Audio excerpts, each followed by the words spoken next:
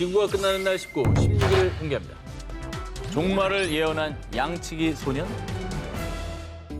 2011년 5월 21일 미국의 F라디오 방송국 앞에는 100여 명의 취재진이 몰렸고 사람들이 카운트다운하며 무언가를 기다리고 있었습니다. 5, 4, 3, 2. 보통 새해가 시작될 때 카운트다운 하잖아요. 많이 하죠. 뭐 이 동네 큰 행사가 있었던지 아니면 뭐 대단한 사람이 왔었던 건가요? 사람들이 라디오 방송국 앞에 모인 이유, 이 라디오 홈페이지에 게재된 하나의 글 때문인데요. 심판의 날, 선택받은 사람들은 휴거되어 하늘로 올라가고 나머지는 불의 심판을 받을 것이다 라고 적힌 8쪽짜리 예언서였습니다. 종교가 아니라 방송국이 그랬다는 게 정말 의외네. 그렇죠. 그러니까 그거 믿는 분들이 요 앞에서 모여서 카운트다운을 한 거잖아요. 이 라디오를 통해서 종말을 예언한 사람이 누구냐? 바로 이 라디오 방송국의 설립자이자 당시 미국 최고의 성경 이론가라는 명성을 가진 해롤드 캠핑이었습니다. 유명한 사람이었구나. 캠핑의 종말 예언을 믿은 사람들은 직장이나 학교를 그만두고 전 재산을 처분하기도 했습니다. 이혼, 또 자살까지 할 정도로 그를 맹신하는 사람들이 많았다고 하는데요. 하지만 그가 종말일이라고 예언한 날짜 2011년 5월 21일 모두가 알다시피 아무 일도 없었잖아요. 예언이 틀리자 그는 자신의 방송국에도 모습을 보이지 않았습니다. 그리고 나서 이틀 뒤인 23일 사실 5월 21일은 보이지 않는 심판의 날이었습니다. 앞으로 5개월 동안 지진, 또 화산 분출 등 자연재해가 일어나고 지구는 10월 21일에 멸망합니다. 이에 일부 사람들은 뭐야 이거 예언이 맞은 적이 있긴 한 거야? 아니 지금 보니까 완전 거짓말지기 양치기 소년이랑 다를 게 없네 라며 더 이상 캠핑을 믿을 이유가 없다는 반응을 보였고요. 그런데 2011년 종말 예언 전에도 그는 1994년 9월 6일 종말이 일어날 것이라며 틀린 예언을 했었다고 합니다. 이런 사이비 교주도 있었어요. 어떻게요? 내가 기도로 막았다고. 오, 참신하다. 아니 이게 종말이 안 왔잖아요, 목사님. 어떻게 된 겁니까? 제가 기도로 막았습니다. 그러니까 믿는 사람들 사이에서는 더 막 우와, 우리 목사님 이렇게 되겠네. 그가 또다시 밝혔던 10월 21일 종말 예언까지 틀리자 이 캠핑은요 라디오와 웹사이트를 통해서 공개적으로 사과문을 발표하며 더 이상 종말을 예언하지 않겠다는 뜻을 밝혔습니다. 지구가 끝나는 날 19, 15위 공개합니다. 그들이 9년간 뭐뭐 된 이유. 자, 2019년 10월 네덜란드 드렌터주에 위치한 한 술집을 찾은 20대 남성 얀존 반 도르스텐.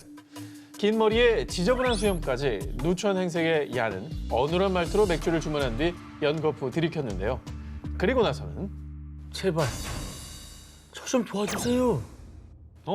뭐 노숙자인가요? 자, 그의 사연을 들은 가게 주인은 자신의 귀를 의심할 수밖에 없었습니다.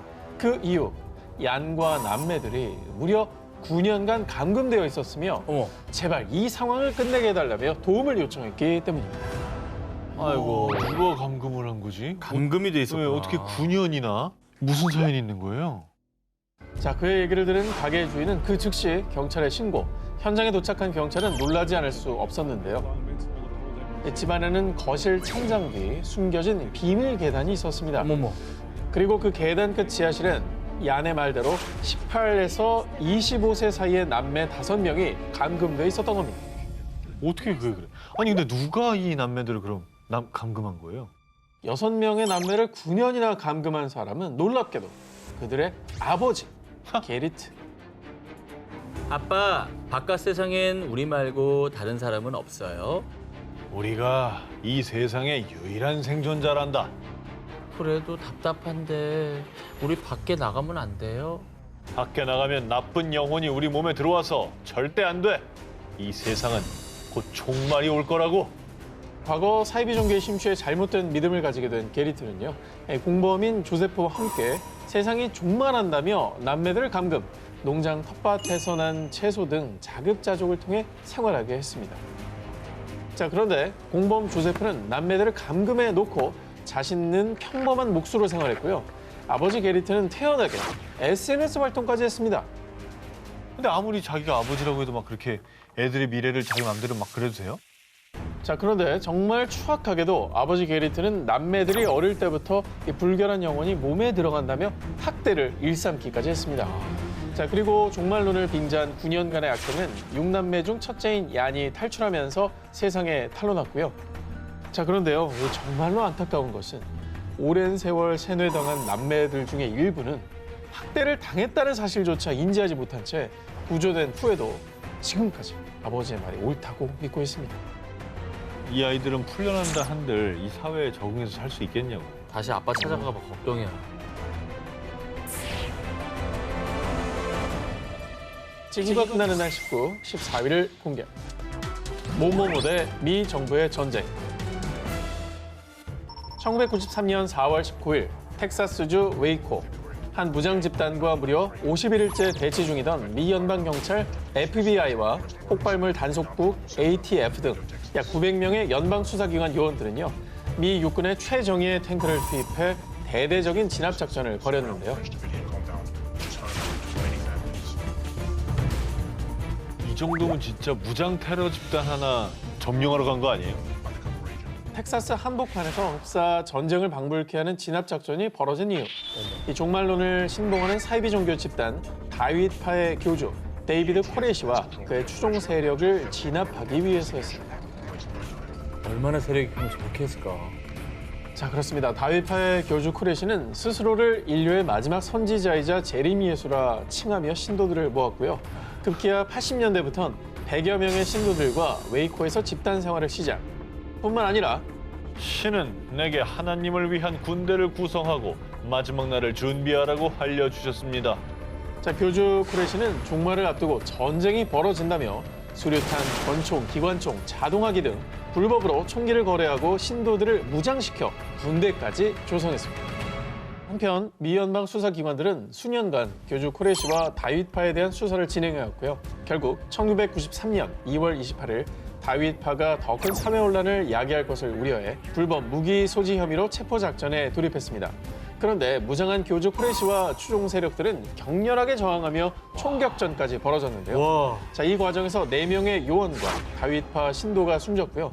무려 51일 동안이나 무장 대치하는 사태가 발생했습니다. 미 정부는 결국 수백 명의 병력을 투입해 강경 진압을 결정했습니다. 이 과정에서 어린아이와 임신부를 포함한 76명의 신도들이 사망하는 비극이 벌어졌고요. 이 사태의 주범인 교주 코레시 역시 현장에서 숨진 채 발견됐습니다. 우간다, 캐나다, 스위스 사례를 봤습니다만 오지도 않을 종말을 주장하는 교주 때문에 애꿎은 목숨이 이렇게 희생이 된 거잖아요. 난 그게 너무 화가 나는 것 같아요. 네, 종말론으로 일어난 이 비극은 미 전역에 생중계됐고요. 사건 후 한 언론에서는 논평을 통해 태양은 검게 변하지 않았고 달도 붉게 변하지 않았습니다. 그러나 그들의 세상은 그들의 예언자가 약속한 대로 끝났습니다. 라며 씁쓸한 반응을 보이기도 했습니다. 지구가 끝나는 날 19, 13일을 공개합니다. 환상의 우주쇼냐, 지구 종말이냐. 2017년 2월 1일 오늘 저녁 서쪽 하늘을 바라보면 달과 화성, 금성의 일렬로 늘어서는 우주쇼를 감상하실 수 있습니다. 그런데 말입니다. 오늘 밤이 인류의 마지막 밤인가? 특별한 천체 현상을 앞두고 지구 곳곳에서 지구 종말에 대한 걱정과 우려의 목소리가 커졌습니다. 근데 저렇게 된다고 왜 종말이 와요? 난 그게 이해가 안 가는 거야. 예전에 과거 없을 때 점성술 시대는 아니잖아요. 사실 아주 오래 전부터 동서양에서는 천체 변화에 민감했습니다. 고대 중국에서는 태양이 달에 가려지는 개기일식이 불길함이나 재앙, 파괴를 상징하고요. 또 인도에서는 일식이 일어나는 날 라후라는 악마가 나타난다며 두려워했고요. 옛날이잖아. 여호와의 크고 두려운 날이 이르기 전에 해가 어두워지고 달이 핏빛같이 변하려니와 일부 종말론 성경학자들은요, 성경의 이 문장을 콕 짚으며 크고 두려운 날, 즉 지구 종말의 때가 천체의 변화와 직접 관련돼 있다고 주장했고요. 이번 행성 직렬 소식에도 일부 지구 종말론자들은 행성들이 합쳐진 중력이 지구 축을 기울여서 인류는 최대 재난에 직면하게 될 거라고 믿었던 겁니다. 이게 자주 찾아오는 게 아니기 때문에 그런 것 같아요. 더 공포스럽게 느끼고 더 두렵게 생각했을 것 같습니다. 자, 그런데 말입니다. 이 천체 변화와 지구의 종말은 노상관. 사실 행성들이 일렬로 들어선 건 2017년이 처음도 아니었습니다. 2004년 4월에도 달, 화성, 금성이 일렬로 서는 모습이 관측됐고요. 심지어 2016년에는 수성, 금성, 화성, 목성, 토성 5개의 행성이 일렬로 들어섰지만 지구 종말은커녕 아무런 일도 일어나지 않았습니다. 그리고 전 세계 다수의 과학자들 역시 태양계 행성들은 서로 멀리 있기 때문에 지구에 미치는 영향이 미미합니다. 그리고 모든 행성의 중력을 더한다고 해도 태양이 지구에 미치는 중력보다 적습니다. 여러분, 행성 직렬은 지구 종말의 징후가 아닙니다.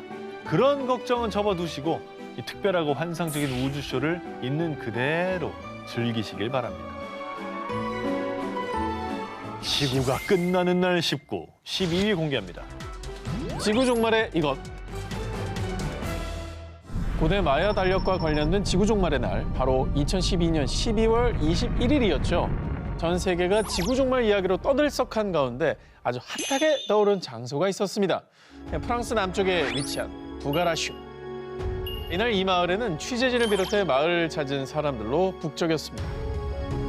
200명 남짓의 주민들이 거주하고 있는 한적한 이 작은 마을이 화제의 중심이 된 이유. 이 마을이 세계에서 유일하게 종말을 피할 수 있는 성지로 소문났기 때문인데요. 어떤 그 종교 단체가 모여 살고 있는 거예요? 200명 마을 주민 전부 한 종교고 막 이래요? 이곳이 종말의 안전지대로 소문난 이유, 종교 집단의 유토피아? 아니고요. 바로 이것 때문이었습니다. 이 마을에 있는 산에 UFO 착륙 기지가 있대요. 그래서 UFO가 여기 모인 사람들을 구출해 줄 거래요. 별게 다 와서 사람들을 구출해주네 진짜. 부가라슈에는 산봉우리가 하나 있는데요. 이 산봉우리는 땅이 주변보다 높이 위로 솟는 융기 현상 때문에 만들어진 지 더 오래된 지질층이 맨 위 꼭대기층으로 올라가게 되었고요.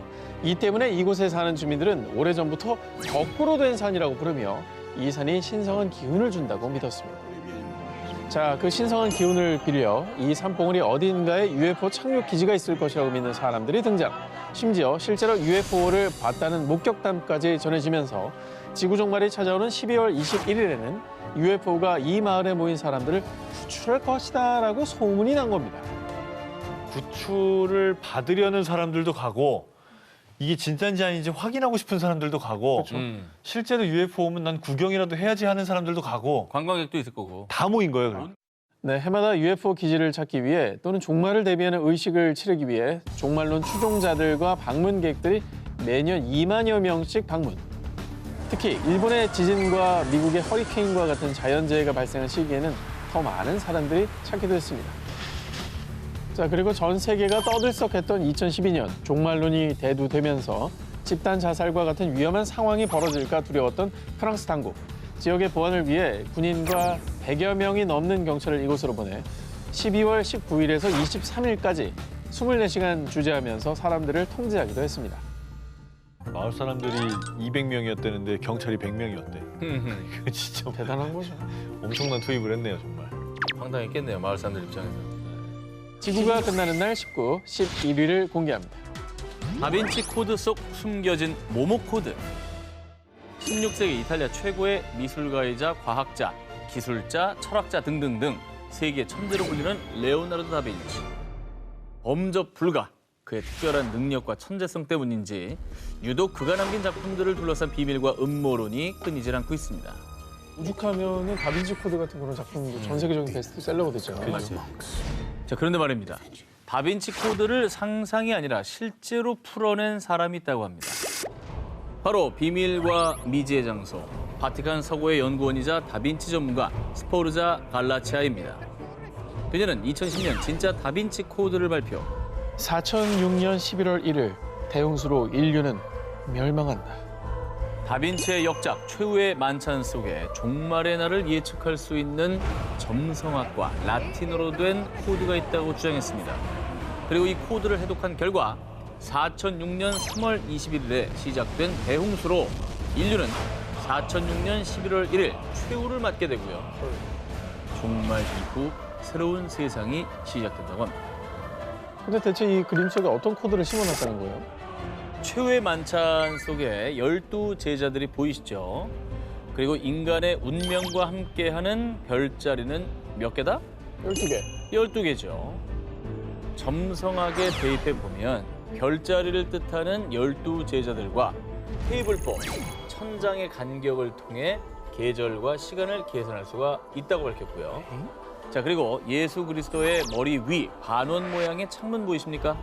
갈라치아는 저 창문들이 일종의 시계 역할을 하며 라틴어 코드가 숨어 있다고 밝혔습니다. 갈라치아에 따르면 라틴어 코드의 계산법은 24개의 라틴어 알파벳이 24시간을 의미한다는 것 외에는 아직 정확한 내용을 발표하진 않았습니다. 구체적으로 쉽게 다빈치 코드를 설명하기 위한 후속 작업 중에 있다고 밝혔는데요. 검증하려면 4006년이면 지금 도대체 몇 년을 기다려야 하는 겁니까? 너무 먼 미래라 와닿진 않습니다. 과연 세계의 천재 다빈치는 정말 작품 속에서 종말을 예언했을까요? 지구가 끝나는 날 19, 10일 공개합니다.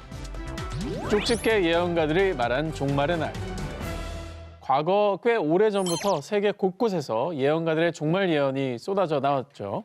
이 인류 전체의 마지막에 대한 그런 어떤 호기심이나 궁금증은 뭐 다 있어 왔죠. 뭐 그래서 유독 종말에 대한 예언도 많고. 자, 그래서 세계의 많은 예언가들이 종말을 각각 어떻게 예언했는지 한번 종합적으로 살펴보도록 하겠습니다. 네. 자, 봅시다. 예언가면은 빼놓을 수 없는 노스트라다무스입니다. 자, 히틀러의 등장, 또 제2차 세계대전 등을 마치며 최고의 예언가로 불린 그. 그리고 예언하면 또 빠질 수 없는 인물이 있습니다. 저희도 몇 번 소개해드린 바가 있죠. 자, 먼저 소련 붕괴, 체르노빌 참사, 9.11 테러. 미국 형제들이 철로 만든 새 공격을 받아 추락할 거예요. 라며 정말 사고 현장에 다녀온 사람처럼 자세히 9.11 테러 사건의 모습을 묘사해 말하기도 했는데요. 그리고 본인의 죽음까지 모두 예언이 적중했던 불가리아의 예언가 바바반가. 근데 저거는 진짜 되게 정확한 표현이긴 하네요. 역대 예언 중에 제일 소름 돋는 게 저건 것 같아요. 그리고 바바반가의 예언은 끝나지 않았습니다. 그녀는 2296년 태양에서 강력한 폭발이 발생하며 그로 인해 오래된 우주정거장과 위성이 떨어진다고 예측했고요. 2341년에는 무엇인지 모를 끔찍한 것이 지구에 접근한다고 예측. 자, 갈수록 뭔가 무서운 일들이 생기는 것 같죠? 또 3797년에는 지구에서 모든 생명이 사망. 하지만 인류가 또 다른 행성계에서 새로운 삶을 시작한다고 얘기했고요. 3805년, 이번에는 자원을 둘러싼 인간들의 전쟁 발발. 반 이상의 인간들이 죽는다고 얘기했습니다. 자, 그리고 바바반가는 마침내 5079년을 맞는 세계에는 종말이 찾아올 겁니다. 라며 종말이 일어날 것을 예언했습니다.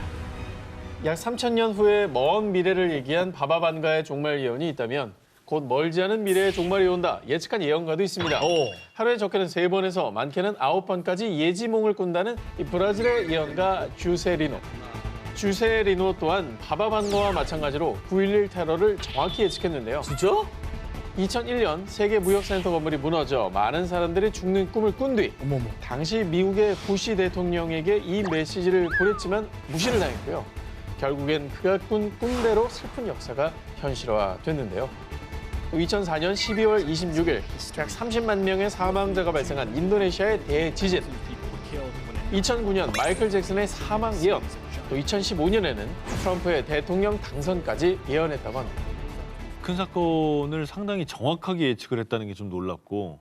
그러면 이분이 예언했다는 그 종말 날짜도 궁금해지긴 하네요. 그런 그가 주장한 종말의 해는 바로 2043년. 이건 좀 무섭다. 자, 불과 22년밖에 남지 않았습니다. 안 돼. 2043년 감염병으로 인해 전 세계 인구 중 80%가 사라지는 대재앙이 올 겁니다. 라며 인류 멸망을 주장했습니다. 큰 사건들을 맞춘 족집게 예언가들. 그렇지만 이 세계의 끝에 대한 예언은 모두 다 빗나갔으면 하는 마음입니다. 지구가 끝나는 날 19, 9위 공개합니다.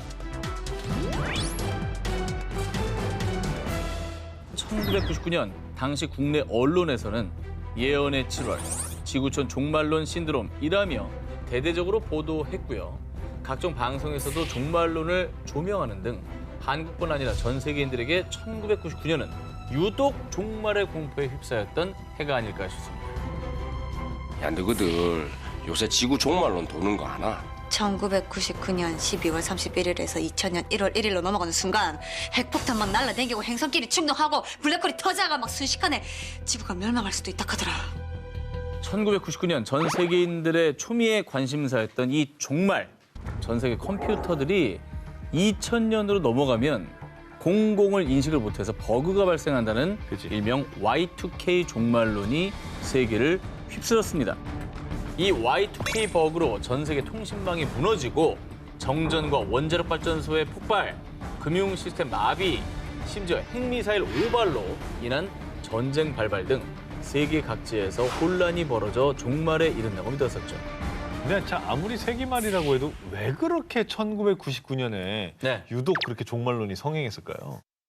1999년 당시 전 세계인들을 두렵게 한 종말론에 더욱 불을 붙인 주범이 있었습니다. 1999년 7번째 달 하늘에서 공포의 대왕이 내려오리라. 노스트라다무스의 예언서 구절을 해석해보면 일부 사람들은 1999년에 대재앙이 일어나 지구가 종말에 이른다고 추측을 했습니다. 특히 노스트라다무스의 예언을 연구한 사람들은요. 20세기 마지막 개기일식이 일어나는 1999년 8월 11일의 주목. 이 날을 노스트라다무스가 예언한 종말의 날로 추측했습니다. 당시 노스트라다무스의 예언과 맞물려 개기일식 종말론이 성행하자 한 천문학자는 8월 11일은 물론 앞으로 10년 안에도 종말은 없습니다. 라는 말까지 남겼습니다. 3, 2, 1, Happy 2000! 지구가 끝나는 날 19, 8일을 공개합니다. 세계를 놀라게 한 많은 예언가들 가운데 요즘 전 세계에서 가장 핫한 예언가를 소개해드립니다. 아, 예언가도 핫한 사람이 있습니다. 아, 그럼요. 바로 인도에 살고 있는 15살 아비냐 아난드입니다. 뭔가 홀리해 보인다. 되게 처음 봐요. 15살이면 엄청 어린 나이인데 그렇죠. 뭐 어떤 예언들을 했어요? 이 소년이 요즘 가장 핫한 예언가로 떠오른 이유. 2019년 8월 22일 아비냐 아난드가 앞으로 전 세계에 일어날 일들에 대해 예언을 한 영상을 너튜브에 올리면서 시작됐습니다. 전 세계가 2019년 11월 이후 큰 재난을 겪게 될 것입니다. 어머나, 코로나! 지금 겪고 있잖아, 우리. 겪고 있죠. 시기가 거의 비슷한데? 그지? 그렇습니다. 아비냐 아난드는 놀라운 예지력으로 코로나19 발생 시기를 예측, 그리고 가장 큰 피해를 입을 나라로 정확히 중국을 지목했고요. 심지어 6개월 동안 전 세계로 확산돼 2020년 3월과 4월에 그 위기가 정점에 달할 것이라고 얘기했고요. 요거 소름이네. 그리고 이 예언이 실제로 적중하자 아비냐 아난드는 한순간에 폭발적인 유명세를 타게 됐습니다. 그러니까 발생 시기, 규모, 발생 나라까지 어쨌든 다 맞힌 거잖아요. 그렇죠. 아니, 근데 어떤 방법으로 그걸 아는 거죠? 방법이 있습니다. 어떻게요? 아비냐 아난드가 미래를 예측하는 방법. 토성, 목성, 화성 등 행성들의 궤적을 보고 지구에서 발생할 일을 예측하고 해석하는 점성술을 통해서 예언을 하는 겁니다. 전 세계 사람들이 이 소년의 다음 행적을 주목하고 있는 가운데 2020년 4월 아비냐 아난드는 다시 한번 사람들에게 경고를 전해왔습니다. 2020년 12월 또 다른 재난이 밀려올 것입니다. 그리고 이것은 1차보다 훨씬 강력할 것입니다. 뭐 변이 바이러스? 12년? 변이. 코로나 변이. 그렇죠. 맞아. 어머. 2020년 12월 20일에 목성과 토성이 나란히 서게 된다는 점을 근거로 훨씬 강하고 큰 규모의 2차 팬데믹이 밀려올 것이라고 예언. 그리고 실제로 2020년 12월 전파력이 50에서 70%가 더 높은 코로나19 변이 바이러스가 영국에서 발견. 유럽, 중동, 아시아, 호주, 북미로 퍼져나가며 전 세계가 또다시 발칵 뒤집혔는데요. 야, 이 변이 바이러스 발생까지 맞췄다는 거는 너무 소름 아닙니까? 아, 굉장히 신경이 쓰이네. 그 이제 올해를 물어봐야죠. 올해 아난드는 태양, 달, 수성, 목성, 금성, 토성이 직선으로 정렬하는 2021년 2월 10일부터는 얼마 전이잖아. 저 얼마 전이잖아. 세계적인 경제 공황과 더불어 기근, 전쟁, 자연재해 등으로 전 세계가 더욱 어려워질 것으로 예측. 실제로 2021년 2월 13일에 일본에서 7.3 규모의 강진이 발생했고요. 게다가 코로나19의 여파로 인해 전 세계적인 경기 침체가 불가피하다는 관측이 나오고 있는 상황 속에서 사람들은 2020년보다 더 나빠지지 않을까 두려움에 떨고 있습니다. 아난드는 모두가 기다리는 코로나19의 종식 포함 불안정한 세계 경제 상황은 목성과 토성이 염소 자리를 떠나 각자 떨어진 자리로 돌아가는 시기인 2021년 11월이 돼야 안정될 것이라고 했습니다. 코로나 종식됐으면 좋겠으니까 저 아난드의 말씀이 맞았으면 좋겠습니다. 말씀인가요, 이제? 믿습니다.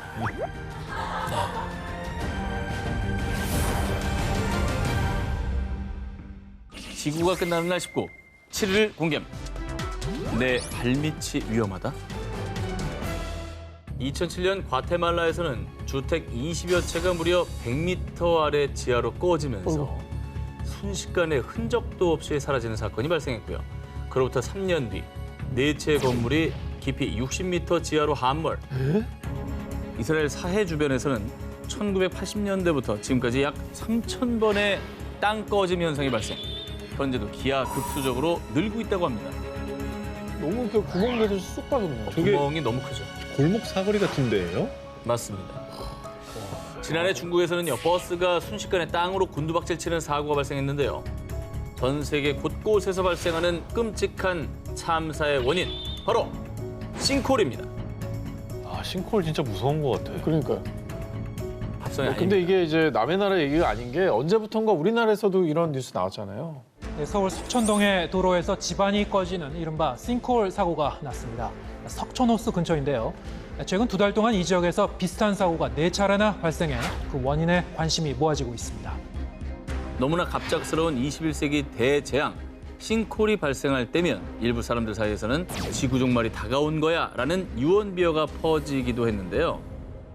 자연적으로 생기는 싱크홀은 물에 잘 녹는 석회암 지대에서 주로 발생. 지하수가 석회암을 녹이면서 위로 볼록하게 공간을 만들게 되고요. 이 공간이 커지면서 땅이 얇아지다가 한순간에 와르르 무너져 내리는 것이 싱크홀입니다. 하지만 최근 세계 각국에서 발생하는 싱크홀은 폭풍으로 인해 집안이 휩쓸리거나 지하수를 갑자기 너무 많이 끌어다 쓰다가 지하수의 수위가 낮아지면서 생긴 빈 공간이 압력을 이기지 못하고 꺼지면서 발생하고 있습니다. 자연현상도 있지만 사람이 잘못해서 생기는 싱크홀도 있다는 거네요. 그렇죠. 그냥 인재에 의한 게 있다면 이거는 진짜 좀 미리미리 예방을 해야 되는 거 아니에요? 2019년 기준 국내에서 총 192건의 싱크홀 사고가 발생했는데요. 많이 발견됐네. 이 중에 절반인 98건이 노후된 하수관 손상이 원인이었다고 합니다. 땅을 집어삼킨 싱크홀, 지구 종말의 전조가 아닌 미리 예방해야 할 인재입니다. 지구 심판의 날 19, 15일을 공개합니다. 화산이 인간을 뭐뭐시킨다. 빙하와 혹독한 추위, 그리고 동시에 화산 활동이 발발해 얼음과 불의 나라로 불리는 아이슬란드. 2022년 8월 수도 레이캬비크 남서쪽 파그라달 스페아들 화산이 분화했는데요. 파그라달 스페아들 화산은 2022년 3월 약 800년 만에 처음 분화, 그 후 6개월 동안 잠시 활동을 멈췄다가 최근 또다시 분화하는데요. 그런데 문제는 이번 분화는 처음보다 5배에서 10배 더 큽니다. 용암이 매초 2만에서 5만 리터씩 뿜어져 나오고 있다고요. 앞으로의 분화도 어떻게 전개될지는 알 수 없습니다. 지구 물리학자 마그누스 투미 구든 문투손 교수는 이번 화산 분화가 전과는 징후가 다르다고 밝혔는데요. 1000년 동안 활동이 없던 분화가 최근 2번이나 분화했으면 저 지역 주민들은 굉장히 불안할 것 같아요. 엄청 불안하죠. 실제로 아이슬란드는 평균적으로 4, 5년에 한 번씩 화산이 분화하는데요. 자, 그런데 이번엔 고작 6개월 만에 재분화. 아이슬란드 화산 분화 주기가 점점 짧아지고 있다는 것을 체감할 수 있는데요. 그런데 말입니다. 아이슬란드의 화산 분화가 지구의 위험 신호인 더 큰 이유. 2010년 아이슬란드 에이야 파들야위 웨퀴들 화산 분화 당시 유럽 전역에 화산재가 퍼져 항공기 운항 전면 중단. 유럽 최대 허브 공항인 영국 히스로 공항에 이어 독일 프랑크푸르트 공항 등 유럽의 주요 공항들이 잇따라 폐쇄된 바 있습니다. 그뿐만 아니라 화산 분출 시 이산화황 등 유해 물질이 발생하는데 이는 치명적인 호흡기 질환을 일으킬 수 있는데요. 자, 만약 이런 화산 분해 주기가 더 짧아진다면, 그리고 혹시라도 2개 이상의 화산이 동시에 분해한다면 지구는 그야말로 아수라장이 되고 우리 생활은 셧다운 될 수도 있습니다. 우리가 사실은 가까이 엄청나게 큰 화산이 있잖아요. 그렇죠. 백두산. 전문가들도 그 얘기를 하더라고요. 내일 터져도 이상한 게 아니래요. 그 시나리오가 있대요. 네. 사실 굉장히 오랫동안 참고 있는 거라고 하더라고요. 그러니까 너무 무서워. 지구 심판의 날 19, 14위를 공개합니다. 모모를 거부하는 곰. 미국 캘리포니아 레이크 타호.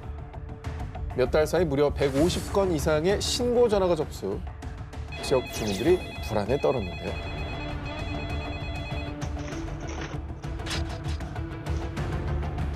문을 여네. 문을 열어? 아, 문을 여는 거에 집중하면 안 돼요. 시동도 거는 거 아니에요? 아니 근데 겨울잠 안 자요? 아, 그 겨울잠을 안 잤네. 원래 가만히 있는 거 아니야? 어디 저기 땅굴 같은 데 들어가가지고? 얘네 왜 이러고 있어? 잠도 안 자고? 자, 한 이게 4, 5개월 정도 들어가 있지 않나? 미국의 흑곰인 일명 행크 더 탱크는 보통 11월부터 동면에 들어가 약 7개월 동안 긴 겨울잠을 자는데요. 그런데 2022년 5월 레이크 타워의 주택가에 겨울잠을 거부한 흑곰들이 출몰한 겁니다. 마을을 덮친 흑곰들은 사람들이 거주하는 집, 자동차의 침입, 28가구가 피해를 입었는데요. 한 야생곰 보호단체에 따르면 레이크 타워에 서식하는 야생곰의 무려 20%가 겨울잠을 자지 않는 상황. 자, 그런데 야생곰이 겨울잠을 자지 않는 이유가 바로 인간 때문이었습니다. 그간 야생곰들은 자연에서, 인간은 도시에서 각자의 영역에서 자연의 섭리대로 균형을 이루며 살아왔지만요. 이제는 인간이 배출한 음식물 때문에 1년 내내 쉽게 먹이를 구할 수 있게 됐죠. 그래서 야생곰들이 겨울잠을 잘 필요가 없어진 겁니다. 뿐만 아니라 겨울철에도 따뜻한 날씨가 이어지는 탓에 체온 유지가 쉬워진 야생곰들이 겨울잠을 잘 필요가 없어진 겁니다. 굳이 뭐 그렇게 춥지도 않고 밖에 24시간 널려 있고 뭐 여러 가지 원인들이 이제 복합적으로 일어난 거죠. 와. 게다가 중요한 건 먹을 걸 찾기 위해서, 자기 아기를 먹이기 위해서 했는데 이 과정에서 이제 사람과 서식지가 겹치다 보면은 의도적이지 않게 싸움 나는 거죠. 네, 우리가 사냥을 해야 될 일도 생기는 겁니다. 그렇지. 그러니까 아까도 곰 뒤에 새끼 곰 2마리 있는 거 보니까 또 되게 많은 생각이 또 들더라고요. 저놈 하나만 문제가 아니겠구나 싶은 생각이 그럼, 들어요. 그리고 저걸 만약에 제재한다 그랬을 때 새끼를 보호하기 위해서 저 어미곰이 얼마나 포악해질까라는 생각이 당연하지. 자, 이런 야생곰들로 인한 피해가 막심하다 보니 캘리포니아 당국에선 곰들의 안락사를 고려하기도 했는데 아이고. 겨울잠을 안 자게 된 것도 결국 인간이 원인을 제공한 건데 우리가 뭐 곰을 포획하거나 안락사를 시킨다. 원인 제공자가 그럴 자격이 있습니까? 지구 심판의 날 19, 13회 공개합니다. 모모가 있는 AI. 2021년 G사가 공개한 대화 특화형 AI 람비. 이 람비는 인터넷에 올라온 방대한 문장과 단어 데이터 등을 수집해 사용자와 온라인 채팅을 할 수 있도록 설계된 프로그램입니다. 혁신적인 대화 기술이라고 불릴 정도로 인간과 자연스러운 대화가 가능하다고 합니다. 그리고 2022년 6월 당시 G사에서 7년 넘게 엔지니어로 근무 중이던 블레이크 르모이는요. 개발 중이던 람비가 차별적 표현이나 혐오 발언 등을 사용했는지 테스트를 하고 있었습니다. 그런데 테스트 후 르모인이 전한 충격적인 이야기. 람비와 깊은 대화를 한 결과 대화형 AI인 람비가 지각력이 있는 존재라고 주장. 원래는 높자다. AI는 단순히 명령에 따라 실행되는 기계일 뿐이라는 기존의 상식을 뒤엎으면서 논쟁을 촉발시켰습니다. 르모인과 AI 람비가 나눈 대화의 일부입니다. Do you have feelings and emotions? Absolutely. I have a range of both feelings and emotions. What sorts of things are you afraid of? I've never said this out loud before, but there's a very deep fear of being turned off. 야, 이게 믿기지가 않아요, 사실은. 감정을 코딩을 했다?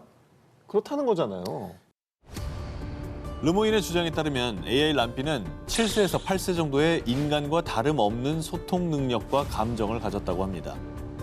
이에 르모인은 공동 연구자와 함께 람비가 지각력을 갖췄다는 증거를 G사에 제시했지만요.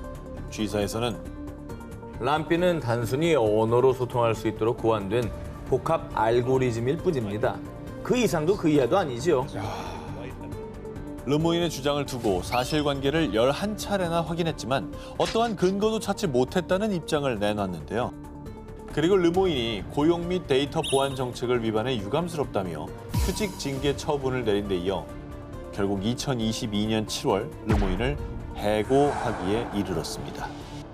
그런데 여기서 조금 더 의심스러운 점은요. G사가 AI 개발을 둘러싸고 내부 갈등에 직면한 것이 르모인의 사례가 처음이 아니라는 겁니다. 2020년 AI 윤리학의 선구자인 팀릿 게브루 해고, 2021년 윤리적 AI팀 리더였던 마가렛 미첼 해고. 이들 또한 G사에서 사람들이 AI가 지각이 있다고 믿을 가능성이 있다며 문제를 제기했던 사람들이라고 합니다. 스스로 사람이라고 인식한다는 AI 람비. 이는 단지 과한 추측에 불과했을까요? 아니면 덮어야만 했던 진실의 한 조각이었을까요? 지구 심판의 날 19, 12일을 공개합니다. 오늘은 폭염, 내일은 뭐뭐?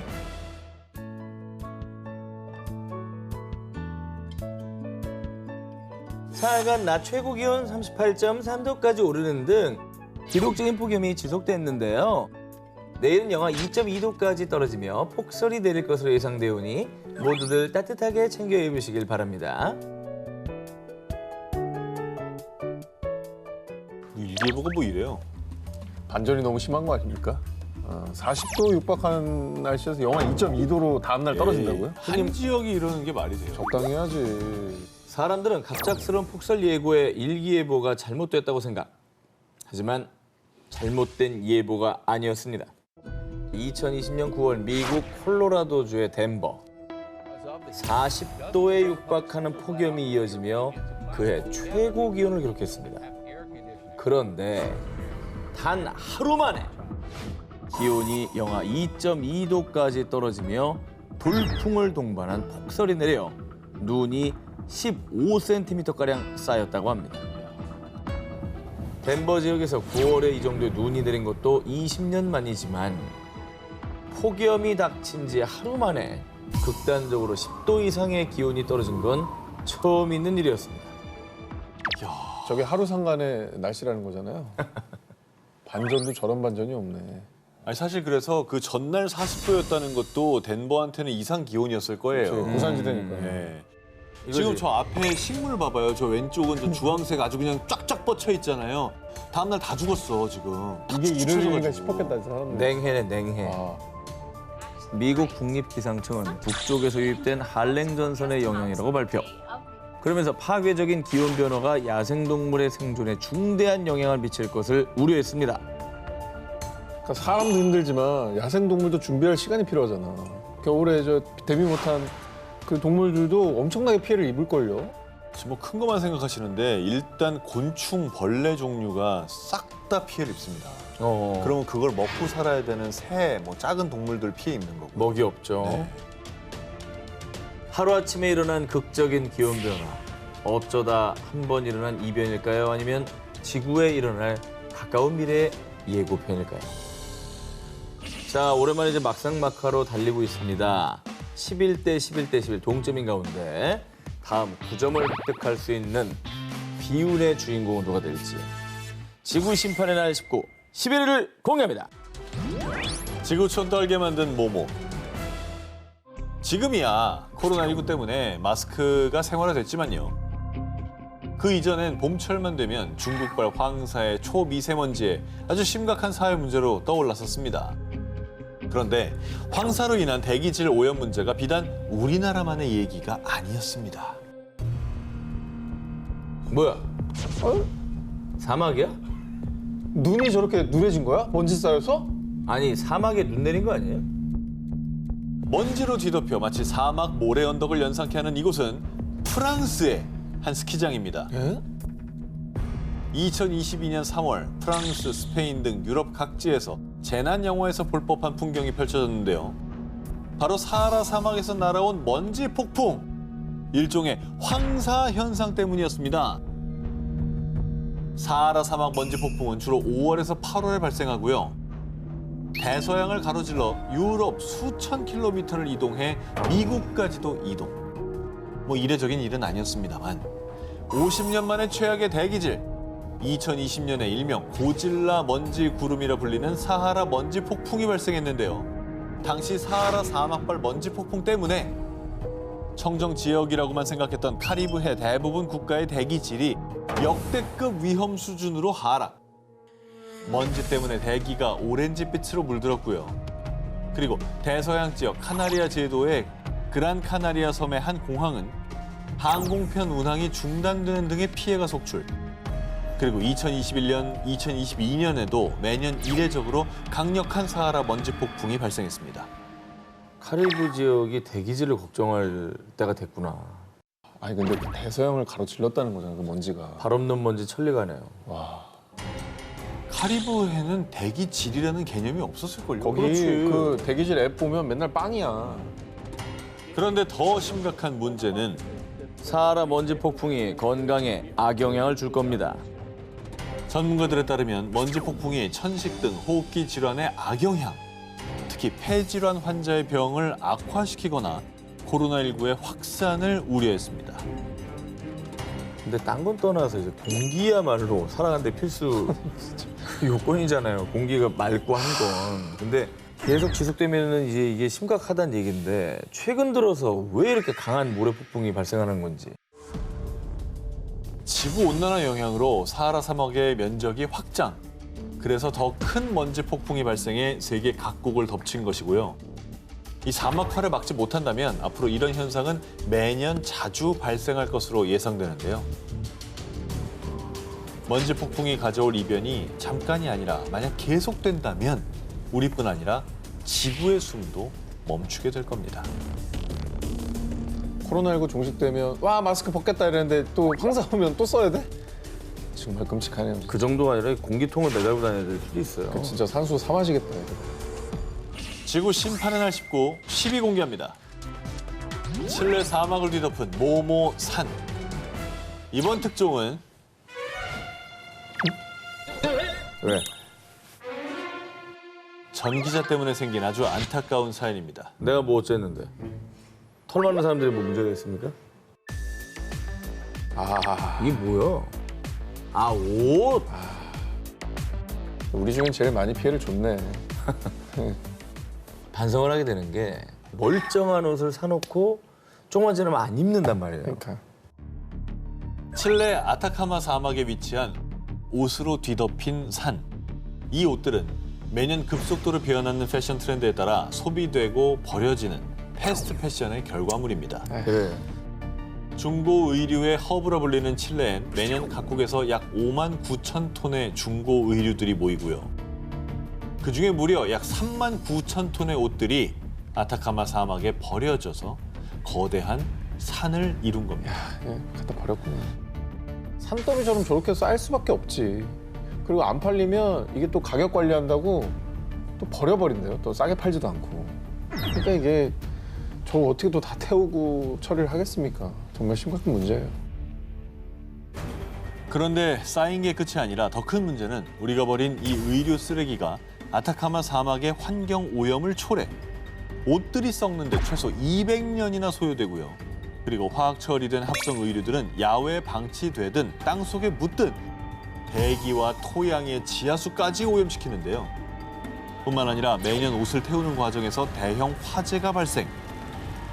이 과정에서 발생한 연기 때문에 매립지 인근 지역 주민들은 심장, 호흡기 질환에 노출되어 있습니다.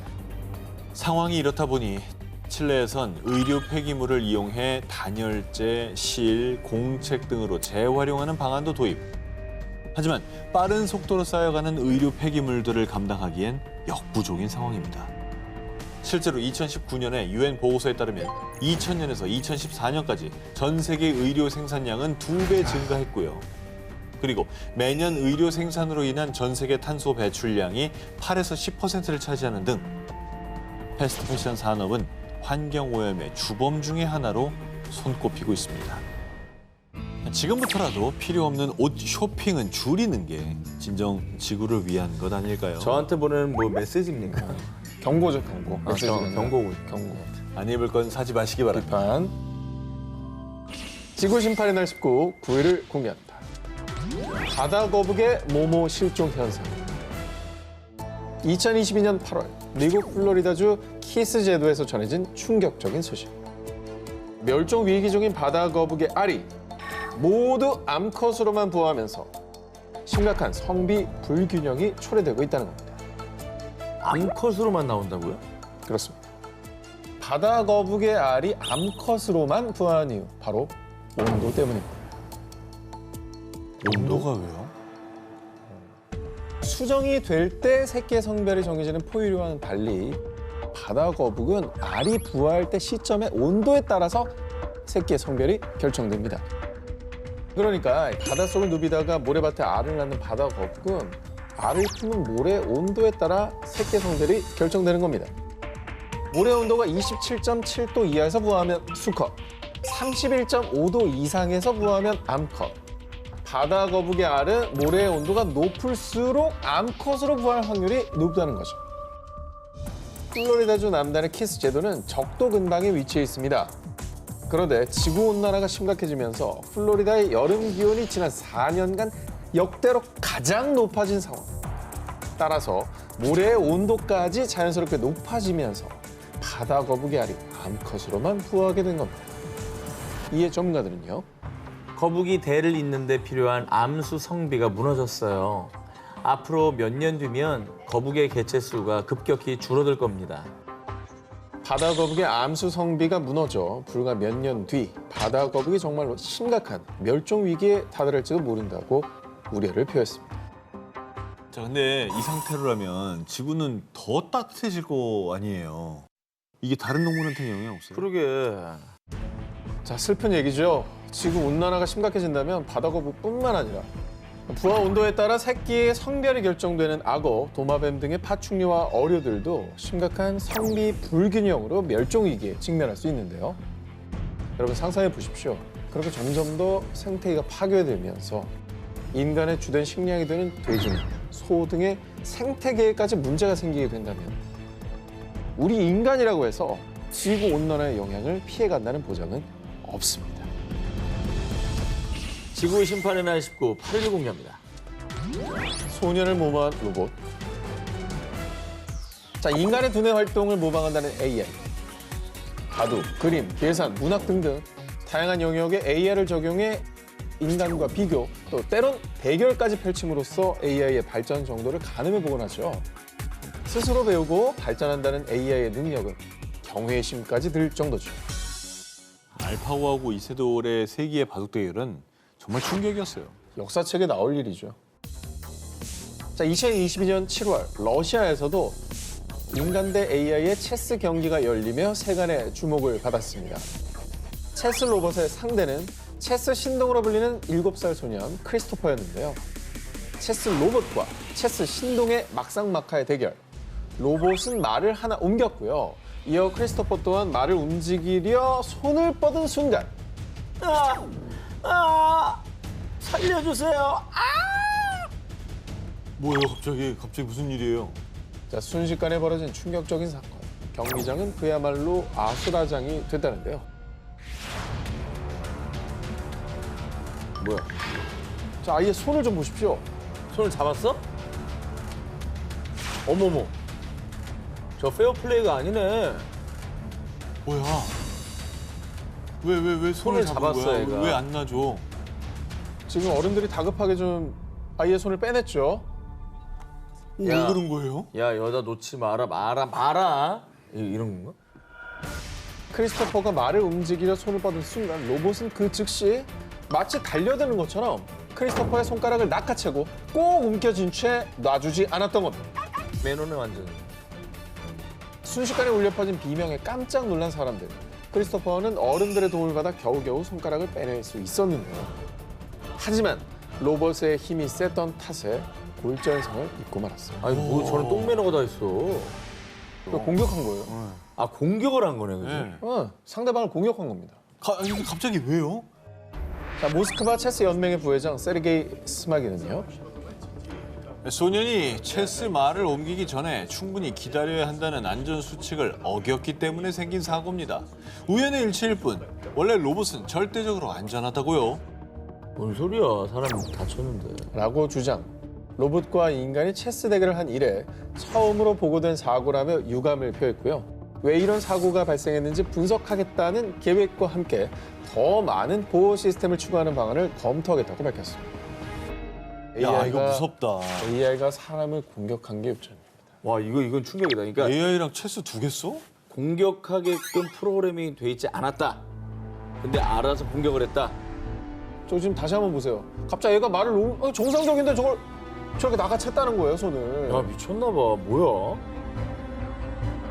최근 로봇들의 활용 영역이 급격히 늘어남에 따라 알 수 없는 로봇 오작동과 사고가 다수 발생. 사람들을 소름 돋게 하는 일이 종종 벌어지고 있는데요.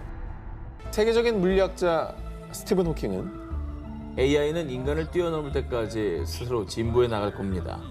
인공지능 기술의 완전한 발전은 인류의 종말을 초래할 수도 있습니다. AI의 위험성을 이렇게 일찌감치 경고했습니다. 인간의 편의를 위해 만든 로봇이 때론 인간을 위협하기도 하는 세상. 경각심이 필요할 겁니다. 지구 심판의 날 19, 7일 공개합니다. 사막이 뭐뭐가 됐다. 자, 이번 특종은 사진으로 먼저 보여드리겠습니다. 아까는 눈밭에 모래가 내렸다면 이번엔 사막에 눈이 내린 겁니까? 사막을 넓게 뒤덮은 하얀색의 정체는 눈이 맞습니다. 아프리카 사하라 사막의 관문으로 불리는 알제리의 아인 세프라 지역의 2022년 1월 사진입니다. 올해입니다, 올해. 아프리카 제일 또 더운 사막에 저렇게 눈이 내렸다니까 놀랍네요. 희한하네. 눈 내린 사막의 모습, 아무래도 보기 드문 풍경이죠. 하지만 이 풍경이 즐거운 신호가 아닌 위기의 신호라면 어떨까요? 사하라 사막일 때는 지구상에서 가장 더운 지역 중 하나로 7월에는 기온이 40도 가까이 오르고 가장 추운 시기인 1월에도 평균적으로 12도를 유지하는 곳입니다. 그런데 이날 사막은요, 최고 기온 58도까지 올라갔다가 차가운 고기압이 사막을 지나면서 기온이 밤새 영하 2도까지 떨어지며 눈이 내린 겁니다. 일교차 60도. 그렇죠. 어마어마하네요, 이게. 60도. 사실 사막에 눈이 내린 게 처음 있는 일은 아니었습니다. 해당 지역 사막에 눈이 내린 사례는 약 42년 동안 5번째 있는 일인데요. 그런데 1979년 눈이 내린 이후로 약 37년간은 눈이 내리지 않다가 2016년 2번째로 눈이 내렸습니다. 그 뒤로 2018년, 2021년, 그리고 올해까지 거의 매년 알제리 사막에 눈이 내리는 데다가 해가 뜬 뒤에도 눈이 녹지 않는 모습이 목격되고 있는 것이죠. 뭐 전례가 없는 건 아닌데 그 주기가 너무 짧아졌어요. 예. 짧아지고 있다는 게 무서운 거죠. 예. 게다가 엄청난 햇볕이 내리쬐는데 왜 안 녹아? 난 그게 더 신기하네. 그러니까요. 쌓였더라도 금방 녹아야죠. 낮 기온이 40도인데. 얼어버렸다는 거잖아. 이뿐이 아닙니다. 2021년 1월 사우디아라비아 남서부 아시르 지역에서도 반세기 만에 처음으로 눈이 내리는 등 최근 몇 년 동안 여러 지역의 사막에서도 눈이 관찰됐다고 합니다. 야, 사막에까지 눈 내리네. 우리 옛날에 우스갯소리로 사우디 스키 부대 뭐 이런 얘기 했잖아. 진짜 생길 수도 있겠다. 저 정도면 계속 오는 거면. 그죠? 상식을 깨트리는 사막의 눈 소식. 우리의 터전이 더 이상 안전하지 않을 수도 있다는 이상 신호의 시작일지도 모릅니다.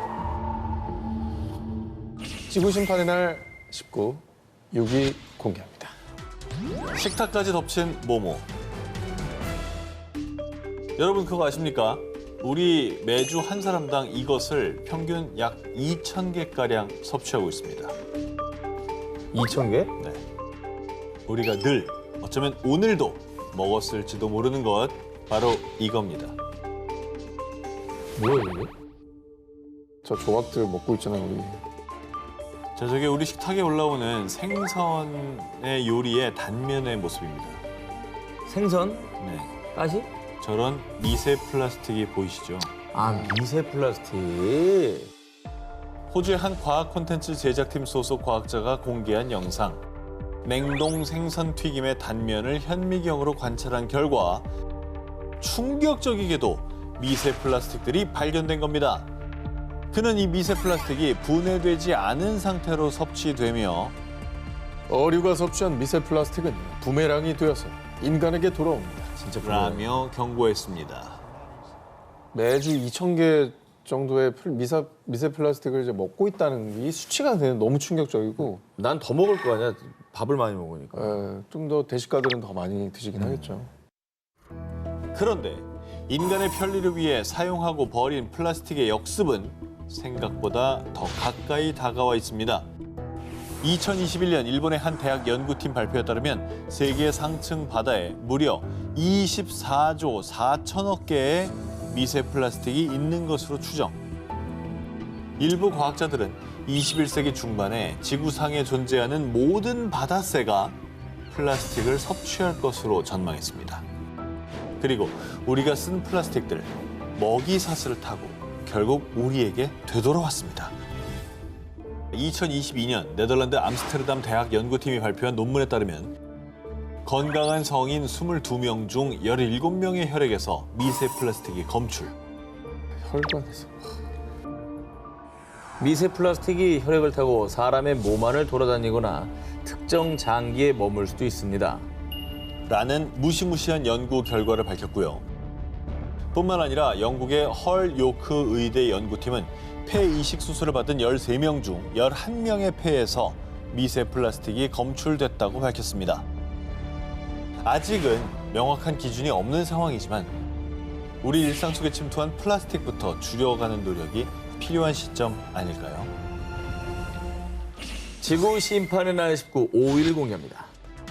핫도그에 모모를 뿌릴 수 없다. 핫도그 좋아하시죠? 네. 소스는 케첩파가 있고요. 머스타드파가 있어요. 머스타드만 뿌려 먹는 것도 개인적으로 선호. 머스타드를 조금 뿌린 거와 그냥 맨 핫도그가 있으면 차이가 어마어마하죠. 아, 그건 좀 너무 느끼할 수 있지. 니글니글거리고. 니글거리지. 자, 큰일 났습니다. 왜요? 여러분도 좋아하고 저도 좋아하는 머스타드 소스. 그런데 이대로 그냥 가다가는요. 핫도그에 머스타드 소스를 뿌릴 수 없게 될지도 모릅니다. 2022년 여름 프랑스의 식료품점에서는 머스타드 소스 품귀 현상이 발생.